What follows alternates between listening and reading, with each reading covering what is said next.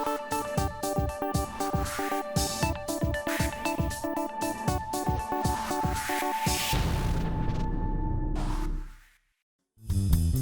views and opinions expressed in this program are those of the participants and do not necessarily reflect the views of BronxNet or the program underwriters. And hello, welcome to Open, the show that opens the Bronx and the rest of the world right to you. I'm Daren Jaime, and today we're going to update you on what's happening in and around our borough. Coming up, June is Pride Month. We're going to find out about assistance to Bronx LGBTQ members of the Stonewall generation and community outreach by the Visiting Nurse Service of New York.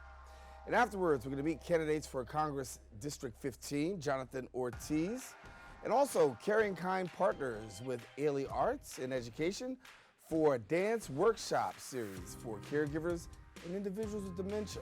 Stick around to find out more.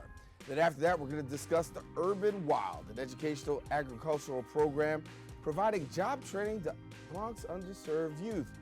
Then we're going to learn more about Stay Blooming, an environmental resource operated and founded by an eco-conscious Bronxite.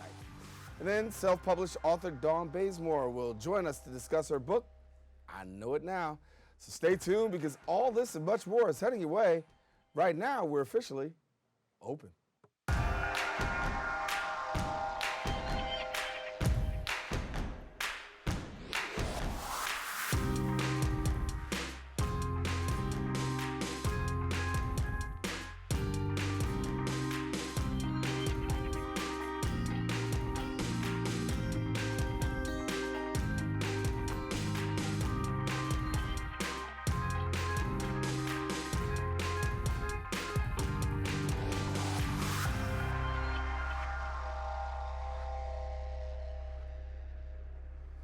Hey, hello everyone, I'm Daren Jaime, and today is Wednesday, June 26th, and you are now watching Open, a live program bringing the Bronx and New York City straight to you. We also want to welcome our viewers on Manhattan Neighborhood Network, as Open is being broadcast simultaneously on MNN's channels. Now, you can stay connected to us via Twitter at BronxNet TV and on Facebook at Open BronxNet Television. Well, some things have been happening in our borough throughout the past week, and we take you through a couple of those with our Bronx updates.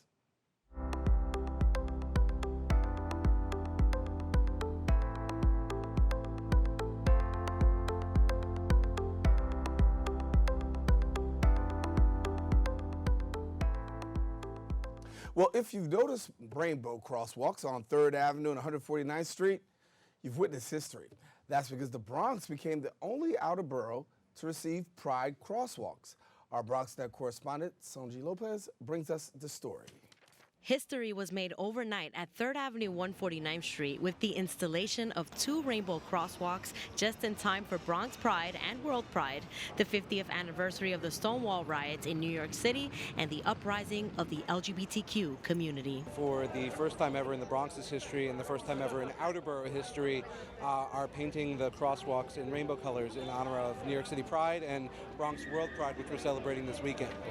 It was really the culmination of a lot of efforts. The Office of the Mayor, the Office of Citywide Events and Street Activity Permit Office, the Borough President, Councilmember Salamanca, DOT. You know, we didn't think that we could get it done, but where there's a will, there's a way. The rainbow crosswalk has been a nationwide symbol and a way for towns and cities to show support and acceptance for the LGBTQ community living in them.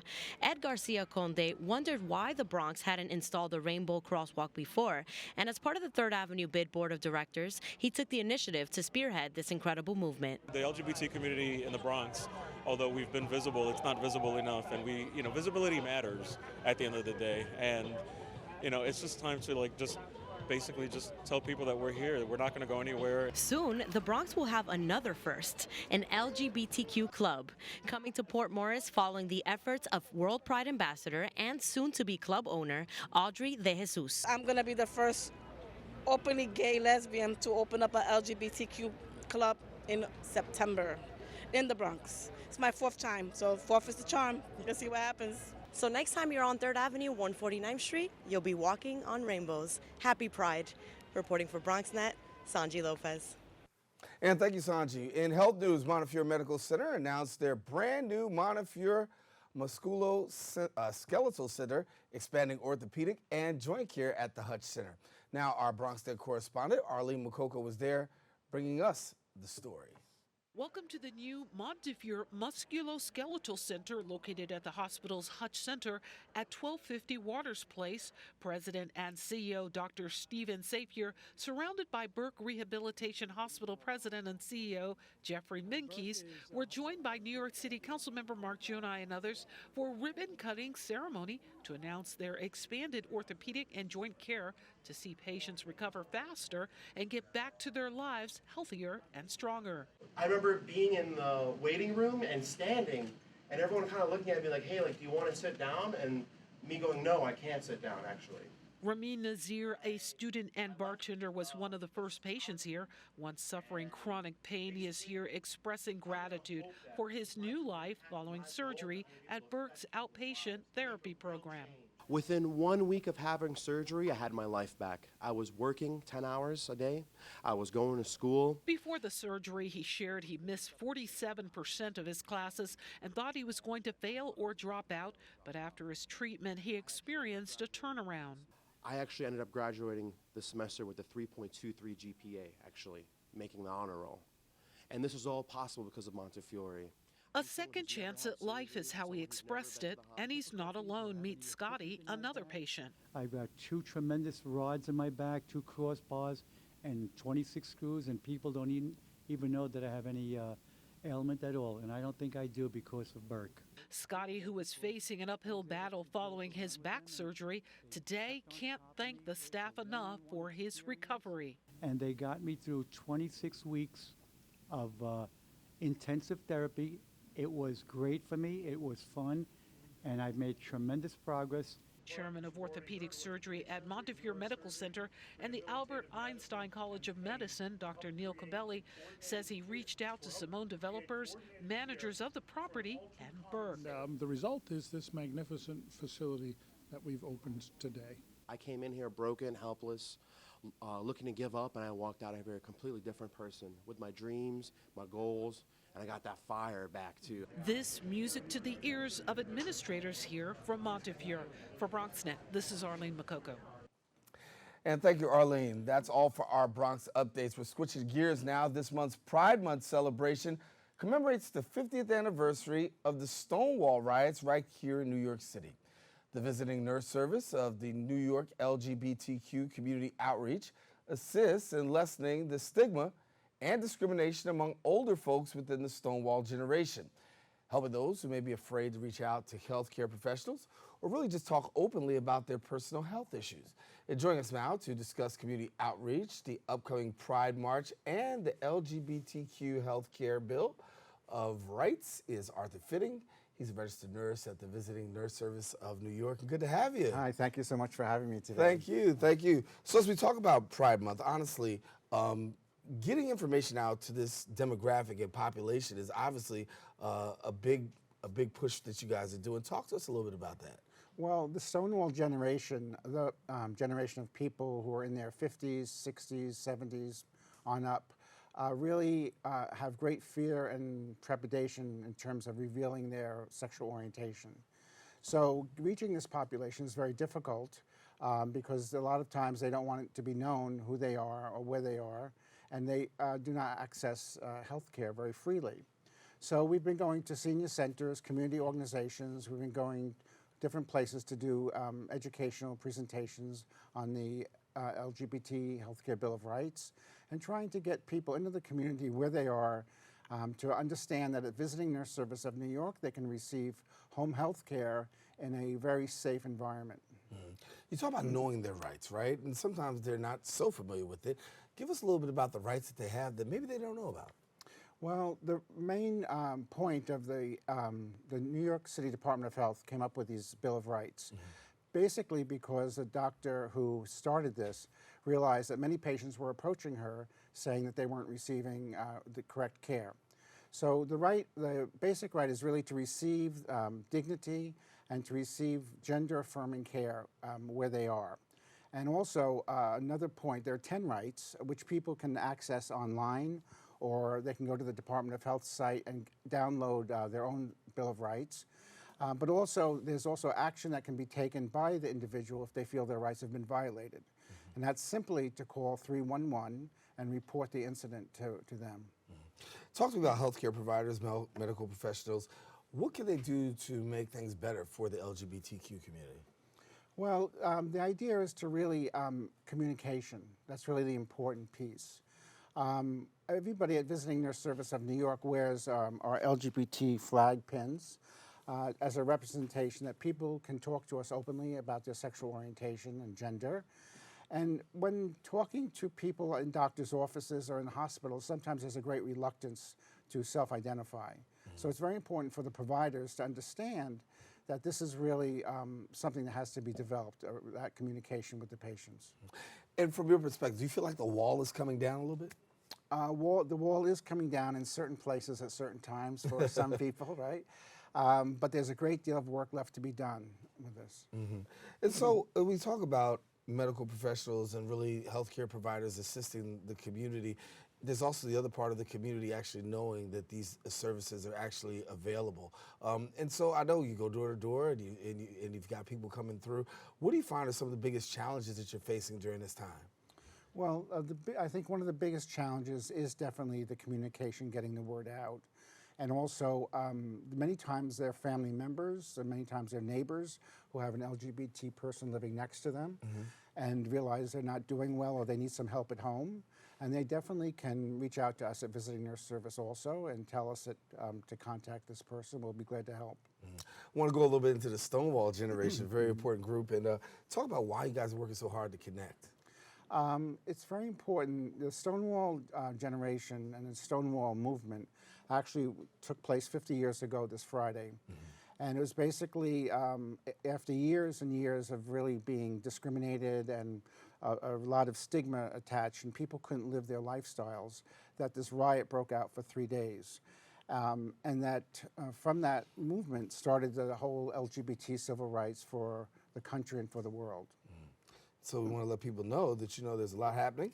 You can get connected. We're going to give you a little bit about information and resources to help you become more available in a few minutes. But for the last question I want to ask you is, what do you want people to know? And you get the final word. That people should not be in fear or anxiety about trying to seek medical care or health care. A lot of times people are left alone. This group of people very rarely have family to support them and support systems. So we really want them to feel comfortable in reaching out to the Visiting Nurse Service of New York and really understanding that we'll provide safe care in their home for them without discrimination. All right, Arthur Fitting. Thanks so much. Oh, nice thank being with you. Visiting Nurse Service in New York. Thanks for the great work that you do. Thank you very much. All righty, listen now. If you want more information and resources, help is available for the LGBTQ community and the Stonewall generation. You can visit vnsny.org or you can call 1-800-675-0390 or you can also follow them on Instagram at VNSNY. Taking a quick break. We've got more open. Stay with us. We'll come right back right after this. Maybe you can make retirement happen. After all, you made this vacation happen. Double points with every purchase? Cleverly merging promotions. Love it. Cross-referencing travel sites. And booking all your flights with those... Vouchers. I got us bumped. They were like, oh. But now they're like... Aloha. You aced this vacation. Now get the tips you need to get on track at aceyourretirement.org.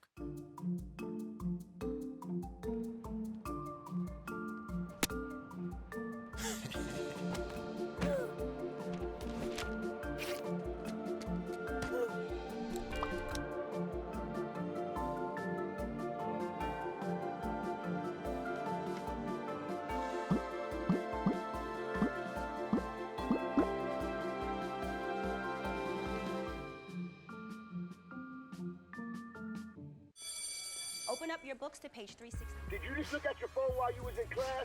You played yourself. Talking about inspirational quotes. You gotta believe in yourself. Don't ever play yourself. The key is to make it, so make it. Louise, can you give me an example of an inspirational quote? Don't play yourself. The key is to make it. And who said that? I did. Now that's a major key alert. Learn the real major keys to getting to college at getschool.com.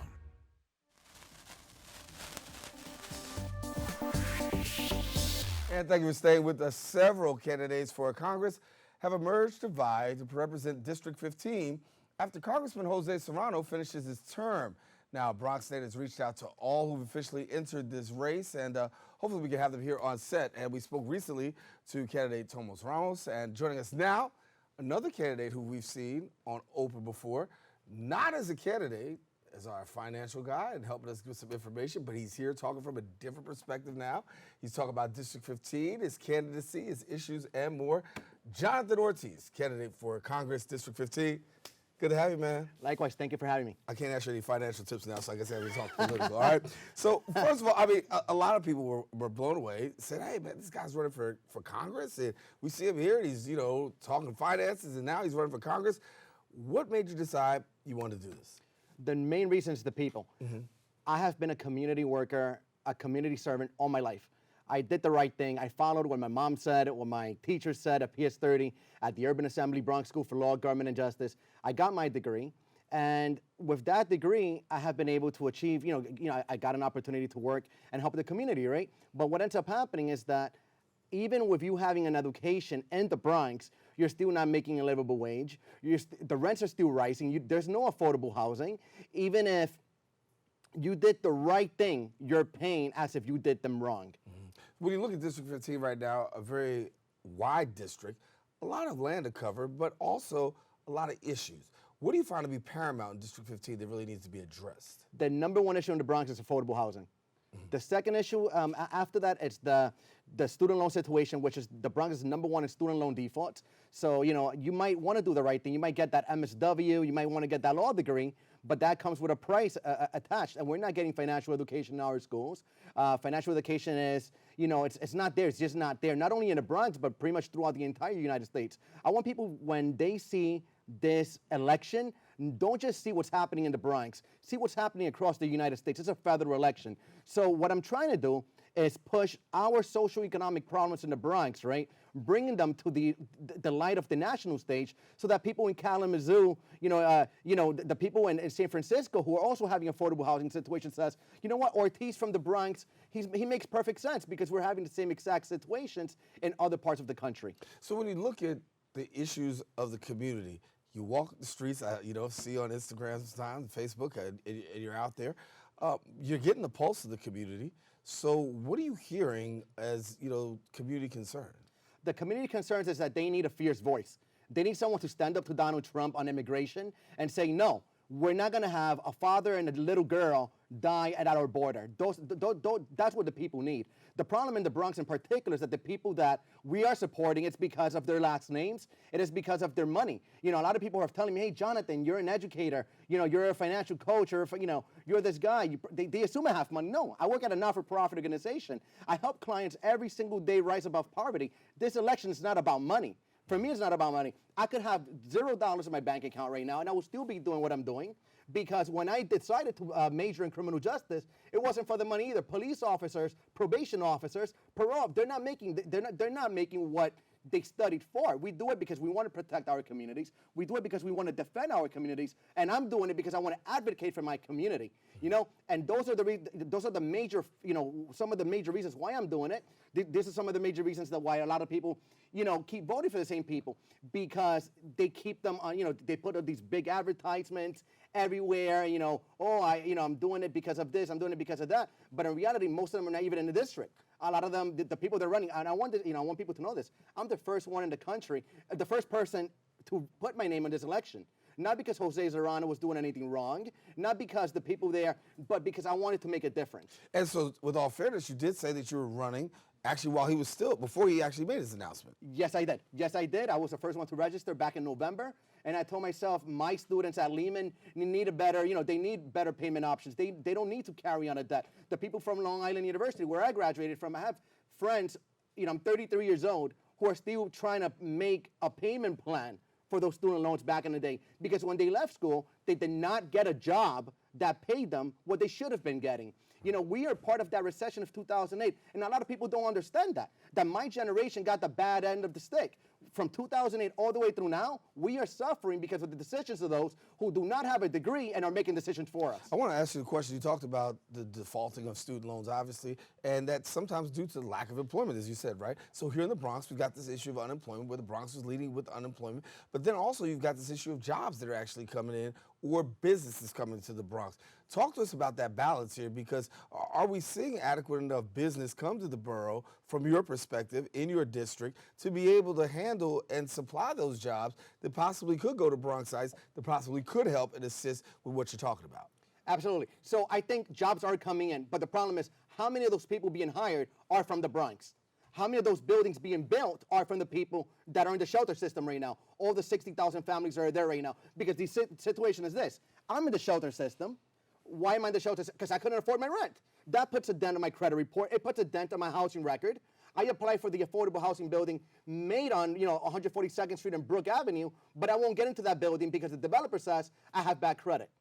I have bad credit because I couldn't afford my rent in the first place, because I was not making a livable wage. And these are the types of things that, again, people are not talking, because the developers are funding campaigns, they're funding, and influencing all these different things happening. And we need to break through. So again, I do believe their jobs will be coming. Are they going to Bronxites? That's another question. I want to ask you a question about if elected, right? So if elected, you go to Washington, D.C., much of America is pretty much displeased with the partisanship that goes on. Speak to me about bipartisanship. If you're elected, do you feel like you'll be able to be bipartisan? Because right now, you hear Democrats and they're firmly against Republicans, and you've got Americans saying, listen, in order to fix America, there's going to have to be some bipartisanship. What are your thoughts about that? I agree on bipartisanship. The only way that we're going to win, the only way that this country is going to be where it needs to be is by unity. That means that, there's plenty of people in the red states that believe financial education is key. The same way that in the blue states, a lot of people would argue that we do need protection at the borders. Do we need 2 or 3 fences? Of course not. But we do need protection. And I'm sure that unless we're able to unite on certain issues, right, we're not going to be who we want to be. Mm-hmm. As we said, Congressman Serrano, of course, with seniority, was able to bring a lot of things home to the district simply by virtue of the seniority, right? You go in, if you're elected, you're going to be at the freshman end of the totem pole. What do you say to Bronxites about being able to bring it home? Because from many political perspectives, you're not going to be able to bring it home the same way the congressman brought it home, simply because of seniority. Absolutely. Well, I'm from the Bronx. I'm for the Bronx. I'm the son of a New York City taxi driver. I know the problems are happening, at the grassroots. I know that if elected, when elected, I will be able. It's not only my demeanor. It's just not my, my knowledge. It's the fact that I'm able to discern. I'm able to speak to people. I'm able to relate and listen, and actually come with plans that are going to work for the people. And that's why, that's why I believe that I will be, the voice that the Bronx needs. All right, Jonathan Ortiz, candidate for Congress, District 15. It's always good to have you. Likewise, thank you, Daren. Hey, good to have you. All right, now, Jonathan Ortiz, our guest. Now, listen, if you want to find out more about Jonathan, all you've got to do is visit a very simple website. It's called Ortiz2020.com. Ortiz2020.com. You'll find out all about his campaign. Listen, don't go anywhere. We'll be right with more after this.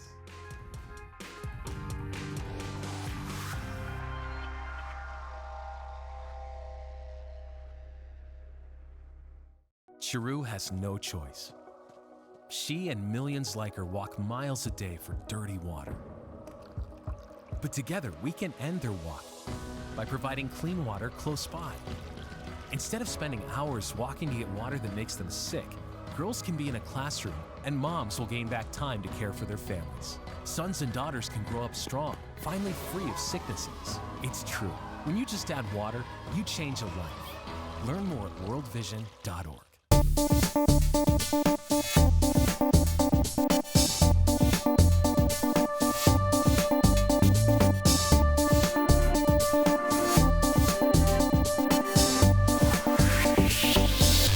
Well, Thomas, you've got prediabetes. But with more exercise and a change in diet, it can be reversed. I've tried exercising. It just makes me hungry for bacon. I love bacon, too. And who really likes to exercise? Not me. Me neither. Nobody. So we're good? What? Oh, you still have prediabetes. Big time. So, I'm kind of new here, but I've noticed a trend. My human does this funny thing where she goes around and gets all my toys, and then she hides them in that basket by the door. But it's always the same basket, and it's always in the same place. And then she acts so surprised when I find them, but, she's putting them in the same basket again. It's like, hello, that's where you put it last time. You were the worst at hide and go seek.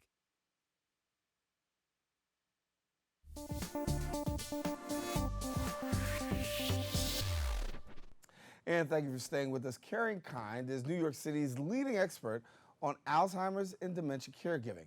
They partnered with Ailey Dance to bring a one-of-a-kind program to engage families impacted by Alzheimer's and dementia through music and dance. And here now, sharing a little bit more information, is Meredith Wong, manager at Connect to Culture and CaringKind. And good to have you, Meredith. Thank you for having me. Good. So for somebody who doesn't know about CaringKind, give me a little background. So CaringKind used to be the New York City chapter of the Alzheimer's Association. In 2015, we disassociated and actually went back to our nonprofit roots and became CaringKind. And really our primary reason for being is to support caregivers of people with Alzheimer's and dementia.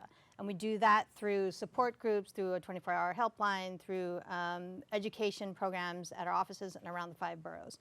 The other program that I'm here to talk about is Connect to Culture. So give us a little bit about Connect to Culture. Connect to Culture is a fairly new idea. I actually come from an art museum background working with adults with disabilities and found my way to CaringKind to create a program that connects families impacted by dementia across the 5 boroughs in New York City with cultural institutions in New York City in the 5 boroughs. So I go and talk to museum professionals, horticultural botanic experts, anyone who will talk to me, to really explain that this is a need. And families really are looking for opportunities to share with the person that they're caring for. So give me an idea of, I'll use the word connect, right? How do you connect the dots and make that happen? So connecting the dots, it's multifaceted. So I talk to cultural professionals, and I'll basically do an education program on what dementia is, what the disease is, how it may manifest in people with different types of dementia. And then after that, I'll talk to the educators who would be facilitating that program, creating and facilitating that program. And we work together to create an opportunity for a shared experience with these families. One initiative that I've started is, in addition to creating programs for both the caregiver and the people they care for, I'm actually starting to talk to institutions about creating programs just for caregivers. Because really, again, going back to our primary reason for being, is we want to support caregivers. And caregivers, we find, need to make that time for themselves, to care for themselves in order to be able to care for the person in their family. And having that out, I guess, is pretty important, right? I mean, Yes. I know, for family, I was a caregiver myself, my sister's the primary caregiver, but to be totally engaged in caring for that loved one, and then not having the opportunity to detach and be yourself, if you will, is a very challenging experience. It is very challenging, and you're speaking from experience as well. It needs to kind of have a spotlight on it, to say you're giving 110% of yourself 110% of the time. There's no way that is sustainable. So what we say is we are giving you opportunities, it may be 90 minutes, maybe 2 hours, to walk through a botanic garden, to go to a museum, to go to a concert. And these opportunities are created just for you as a caregiver and or you as a caregiver and the person you're caring for, with the understanding within the staff that they know what to expect. If someone wants to get up and dance during a concert, that's actually great. That's a sign of engagement. If someone wants to sit back and listen, that's also okay. So the expectations are more flexible, and we try to create a safe and comfortable space. So you got a workshop coming up. I do. Actually, it's already started. It started in May. We, as you earlier referred to, it's a partnership with Ailey Arts in Education. And I just want to say that the Andrew W. Mellon Foundation was generous enough to give us a grant to partner with them. It's a dance workshop. There are actually 2 series of dance workshops happening at the New Settlement Community Center in Mount Eden. And so one series of workshops is just for caregivers, again, to give them that opportunity to kind of let loose and have fun and meet each other. And then a different series happening simultaneously through next November is for the caregiver with the person they're caring for. So for people who want to find out more information, being connected, I know that there's some workshops coming up June 4th, June 18th, July 16th, August 20th. Yes. Again, so we have a flyer that's available on our website. You can also call our helpline at 646-744-2900. And it's also on our website. And we have flyers up through August, and then we will do a different flyer through November. As part of this workshop series, we're actually going to have a performance with some of the participants of those workshops, and also performance for the participants from Ailey dance students. Amazing work that you guys are doing. So as I look back and I think about like some of the work that's done on the part of caregivers, you know, I think the biggest challenge that I was talking to somebody before the segment is that when it comes to caregivers, sometimes they don't even recognize they need care themselves. Yes. Actually, going kind of one step back from that is sometimes caregivers don't realize that they're caregiving. So if it's especially with family members, they're doing what's kind of natural. You have a parent who's aging, they're showing signs of forgetfulness, they're showing other signs maybe that raise a red flag, but they're not identifying themselves as caregivers. So that's really kind of the first step. And then once they kind of realize that and take on those responsibilities, then it's, I have to spend 110% of my time caring for my mom or my dad or my grandmother. And I can't find the time to care for myself, and that's okay because it's all about this person in my family who I've known for many years. So it's educating caregivers that actually they do need to make that time. If it's not going to a museum, it's going out and being in a social setting. You don't necessarily need to be on. It's being out and about. Meredith, I want to thank you so much for coming. Great information, and we're going to give our viewers a little bit more before we go. Great, thank you very much. Thank you. Now, I want to let you know the Ailey Dance Workshops for caregivers and individuals with dementia in partnership with CaringKind will be taking place on the dates on the screen. Now, once again, it's Tuesdays from 6 to 7:30 at the New Settlement Center Community Center. That's 1501 Jerome Avenue in the Bronx. Once again, 1501 Jerome Avenue in the Bronx. Now, if you want more information, all you can do is visit caringkindnyc.org or email helpline@caringkindnyc.org or call them at 646-744-2900. Once again, that number is 646-744-2900. Well, stay tuned for more Open. We've got more right after this.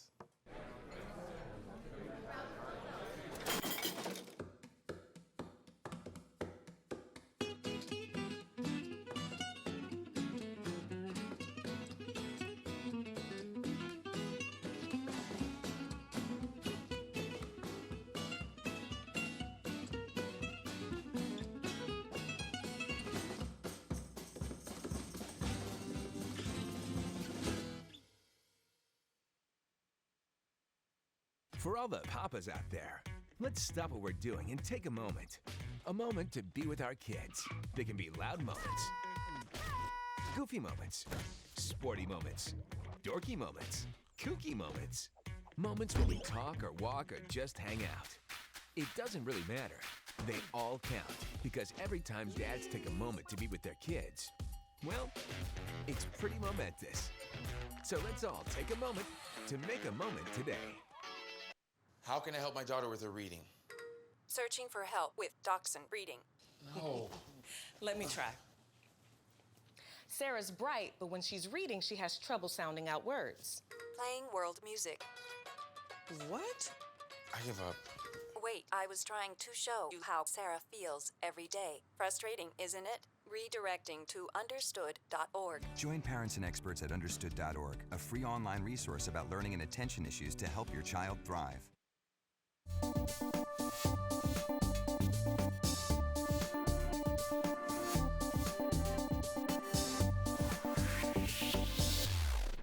And we are back. The Urban Wild is a STEM workforce development nonprofit offering education on sustainable agricultural technology and job training for underserved youth within our communities.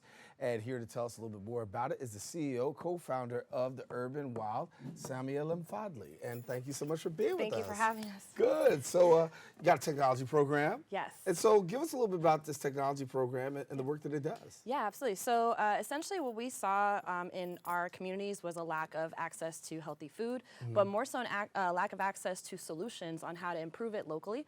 And so what me and my co-founder did was we went through training programs ourselves that allowed us to learn about technology and agriculture and then figure out how we can build our own system. So the first one we built is called PlotBot. It's a mobile-friendly environmental sensor system, and it's really unlike anything out there because we're measuring more metrics than the typical farming system does. We're doing it more affordably than the typical farming system does, and we're making it accessible on your phone. So what that really means is that barriers to creating commercial farm spaces locally are now reduced because we're able to have the same kind of technologies that would be used in commercial farms, but affordably. So areas that like the Bronx and Brooklyn and small-scale systems that want to be big, they have a better chance at doing that. How's that being received? Yeah, it's interesting because the agriculture sector is very much, a little bit old school, and the technology sector is very much they want things clean cut. And so it's kind of like a balance between the art and the science because you can't really control nature, and we're trying to get people to understand to work with it. And so an example of that is aquaponics, which is basically hydroponic farming integrated with fish. And so it's more sustainable. It uses 90% less water, produces up to 4 times the amount of yields, requires absolutely no pesticides, and the great thing is it requires no soil. So what that means is that in areas that have extremely bad arable soil access, which is due to climate change, water scarcity issues are becoming more prevalent, and by 2025 an estimated 1.8 billion people are going to be in a water scarce state, and that's coming up very soon. So really what we want to prepare people for is how to take advantage of local access to food systems that they build, they own, they operate themselves, and be able to scale that technology to help solve these issues in the future. And I know you also have a passion working with underserved communities, right? Absolutely. Because here in the borough of the Bronx, of course, we've got that. You've got, a lot of underserved communities in the city. But when it comes to agriculture, really meeting their needs and creating programming, I know that you're bridging the gap there. Yes, absolutely. So what we try to target is 18 to 24-year-olds who are out of school and out of work.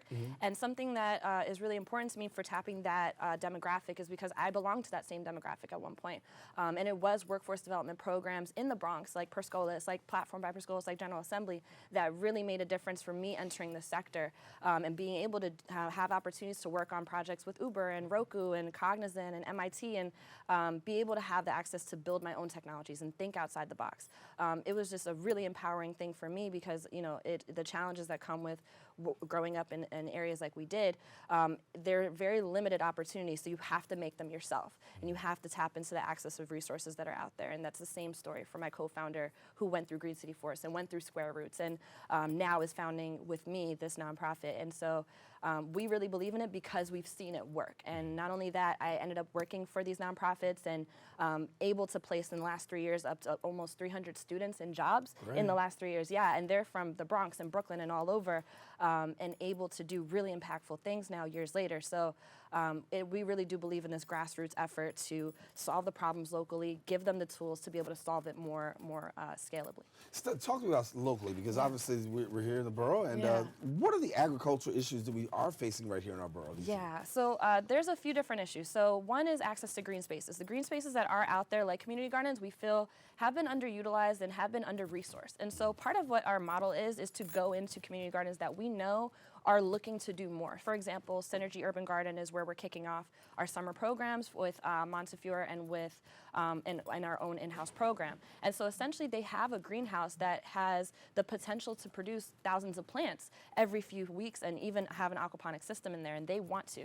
So what we did is we raised the funds, we got the grant, we did what we needed to do to bring in now the tools to be able to build out that full-scale aquaponic farm. So that's what we're going to be doing with our students this summer, as well as 2 separate aquaponic systems, and essentially bringing that garden to a place where it can legitimately serve the area that it's in and be able to produce fish and crops that mean something to the community. So that's one issue when it comes to access to green spaces that are food production spaces, but also access to healthy food and education around how to localize this. And so there's other methods like regenerative farming and hydroponics that we are also teaching as a result.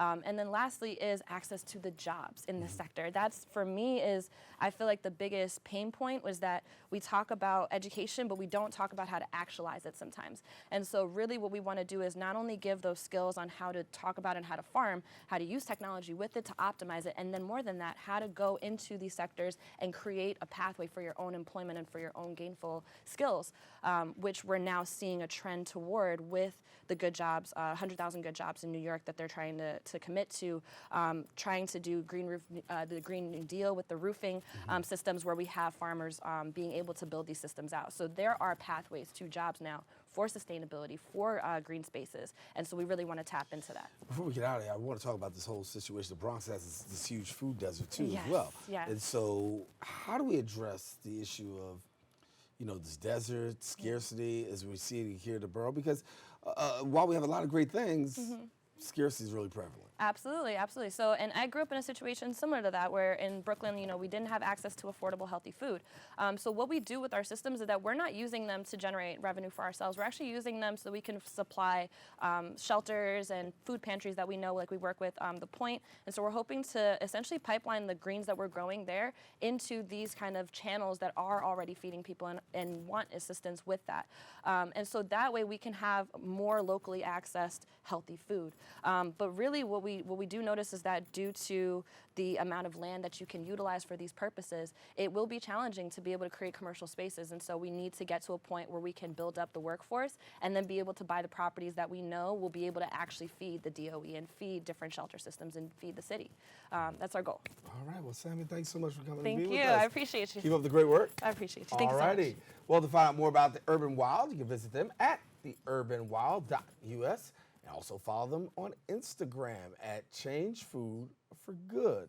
Don't go anywhere. We still got some more show. We are coming right back in a few.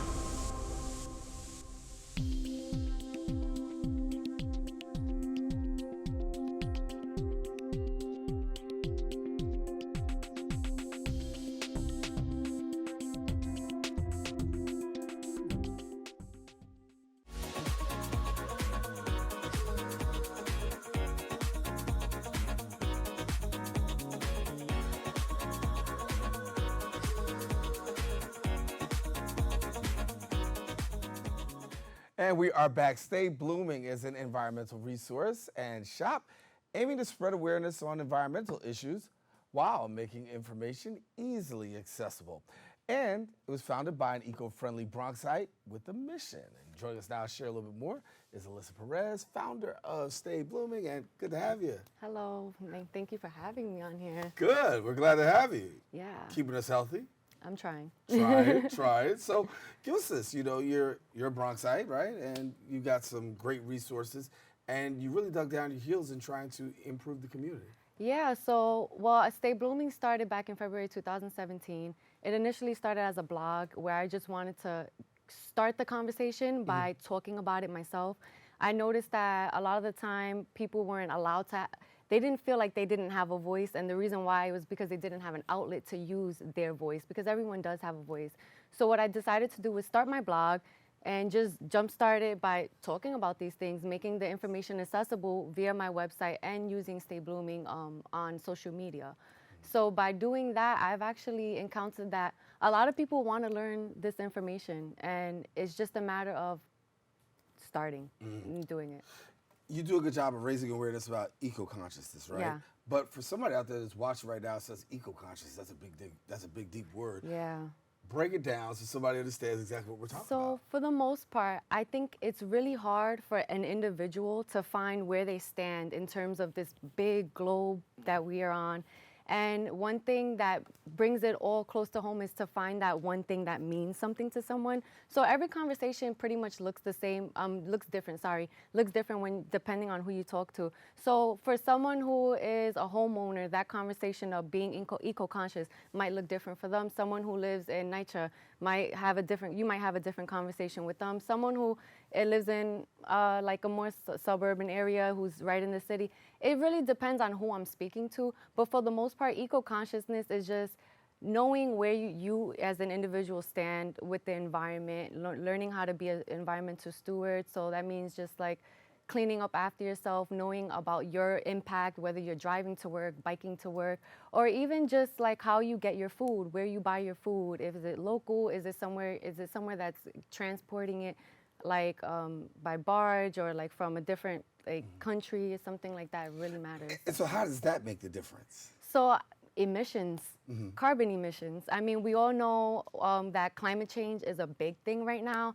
So it's, like I said, it's really hard to find your space when it comes to that because we're just in the heart of New York City and we're just always worried about getting to work, making ends meet, trying to sustain ourselves now and today.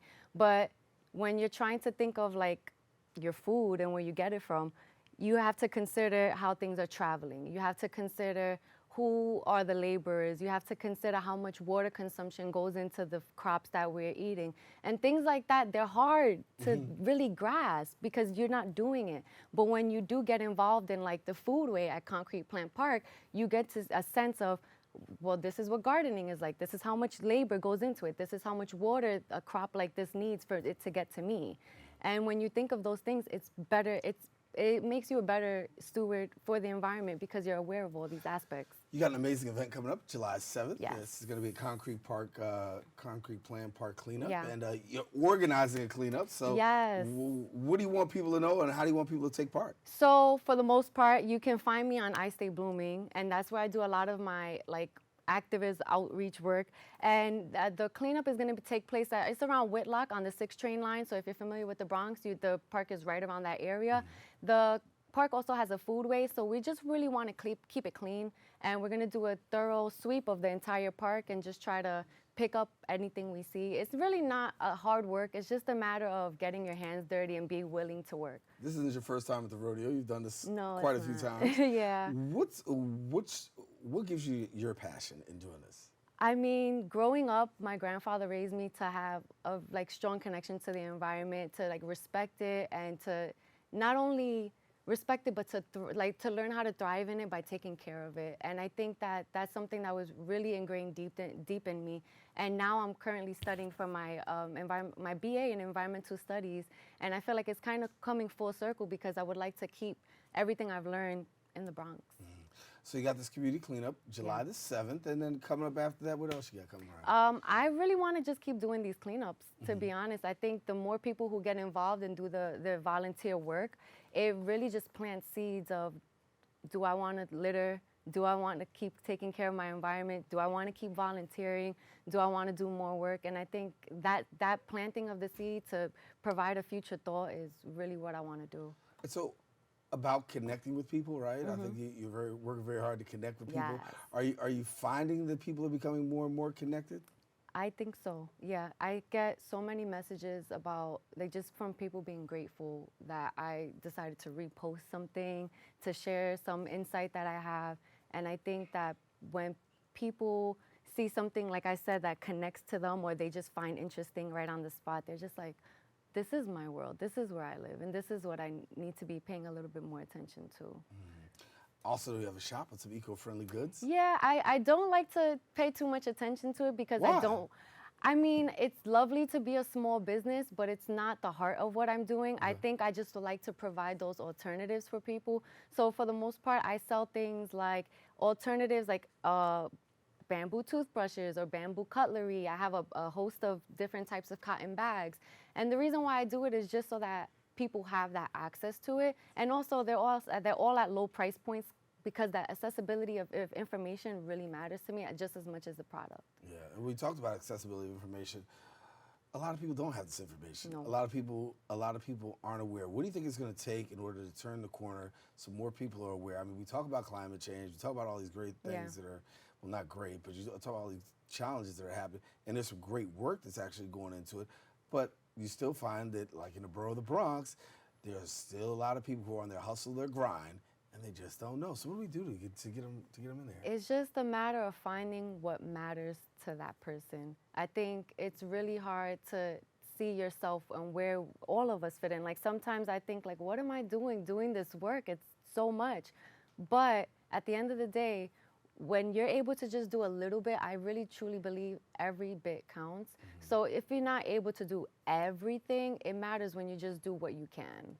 Well, you're doing a great job. You're doing what you can. Thank you so and much. You're I appreciate helping that. our borough in a major, major way. I want to make sure that I get people to out there on July 7th, so I'm going to tell them right now what to do. Sure. All righty. Well, Alyssa will be hosting a Stay Blooming cleanup of Concrete Plant Park on Sunday, July 7th from 11 to 2. Now, this is the part. You can join in. That's Concrete Plant Park, Bronx, New York, 10472. So make sure you get connected with her and stay connected to Blooming Online by visiting stayblooming.com. Then you can follow them on Instagram at iStayBlooming. All right, talk to you later. We'll be right back right after this with more Open. 150 over 90. 180 over 111. 160 over 110. I had a stroke. This is what high blood pressure looks like. You might not feel its symptoms, but the results from a stroke are far from invisible or silent. If you've come off your treatment plan, get back on it, or talk with your doctor to create an exercise, diet, and medication plan that works for you. Go to loweryourhbp.org. If I would have followed a treatment plan, I would not be in this situation. Well, Thomas, you've got prediabetes. But with more exercise and a change in diet, it can be reversed. I've tried exercising. It just makes me hungry for bacon. I love bacon too. And who really likes to exercise? Not me. Me neither. Nobody. So we're good? What? Oh, you still have prediabetes. Big time. You think getting dumped by text is harsh? Try getting dumped by a tennis ball. My ex-owner drove me out to the woods, yelled fetch, and by the time I brought the ball back, he was gone. Yeah, I was pissed. But the folks at the shelter helped me let go of my anger. I learned coping skills, like taking it to the hole. Boom! Now I'm ready to fetch again. But how about I throw and you run and get it?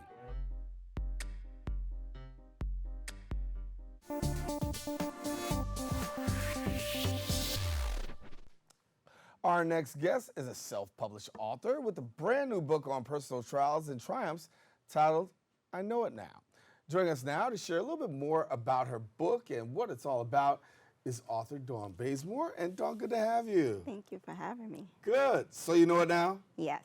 What I do know you know a lot now? A journey about your life experience. Yes. And so for somebody who doesn't know, you had some real rough experiences. Yes. And now you're on the other side of them. Yes. And now you're connecting people with them. Yes. Talk about I Know It Now. So give us a little bit. So I Know It Now is a book about my journey of me growing up and being molested. Then from that, I had a husband who was physically, verbally abusive. And then just as I got older, I was like, let me get a life coach. Mm-hmm. So in getting a life coach to kind of sort out my life, we start talking about, what happened to you in your past. And, so we just started writing. She was like, just write. So I was writing and writing. And that's how I Know It Now came about. Mm-hmm. And it was just journeying about, okay, how do I overcome what happened to me or being abused, sexually abused? Mm-hmm. Sometimes that affects you with having relationships. How can I have an effective relationship and get over that? So as we talked about it was therapy. Mm-hmm. She's like taking me step by step, helping me get over, triumph over what I've been through. Hard to write down? Yeah, it was hard. Mm-hmm. Some portions of at the beginning with she wanted me to write a letter to my stepfather, who was the person that abused me, and my mom, who she did approach him about it, and she knew, but kind of staying there in that relationship, and you know, me having to understand that why did she stay? Why did she not leave? You know, and you know, having to be in that same household growing up, and it's like, you know, this happened to you, but you still have to stay. So the first time I started dating at 19, got married, and I'm like, okay, I'm out of here. And then the same thing happened, so it's like, okay, that's a pattern. So it's kind of, let's stop, take a look back, and my mom passed away 2 years ago, and in her passing away, then I got a life coach, and we started talking about life and what do I want, what do I expect. And I wasn't working, I was in the shelter, and from then, and I was talking, I met a girlfriend, and she was like, oh, my job is hiring, visiting nurse. And I was like, okay. Visiting nurse. Yes, again. And I was like, okay, fine. And I start working. I'm like, okay. Helping patients. I used to be a home health aide, and I wasn't making a lot. And then, you know, having to pay bills by yourself, being a single parent.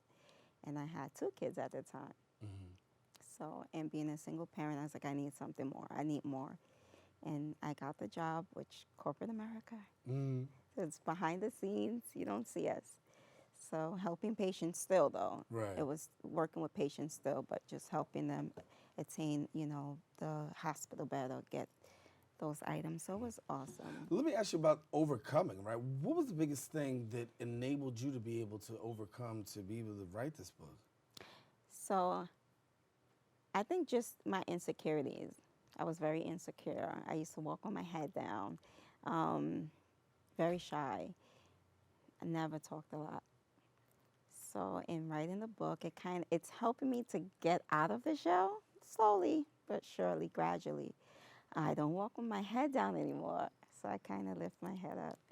But I just wanted to help other people as well. Like, you're not by yourself, because sometimes you feel like you're alone, and you're the only one that went through it. And it's like, oh my God, this thing happened to me. And if anyone finds out, like, how can a person love you if they found out what happened to you, you know?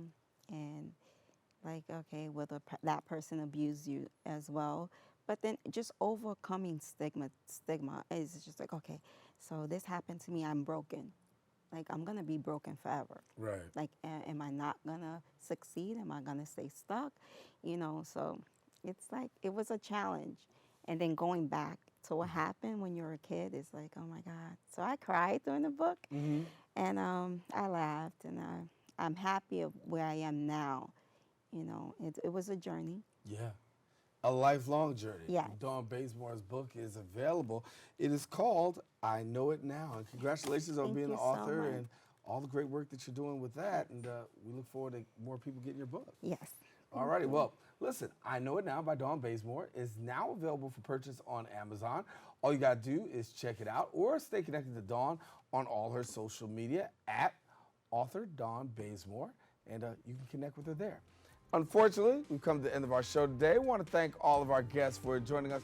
Most of all, I want to thank you, the viewer, for tuning in. And if you missed any part of today's show, well, you can catch the Recablecast at 5 and 10 p.m. on Optimum Channel 67. If you don't have that, we are on Verizon Files Channel 33. And if you don't have either one of those, well, the World Wide Web is always available at bronxnet.org. That wraps it up for us here on the set of Open. I am Daren Jaime, telling you make sure to keep this channel wide open. Take care, everybody. We'll talk to you soon. God bless.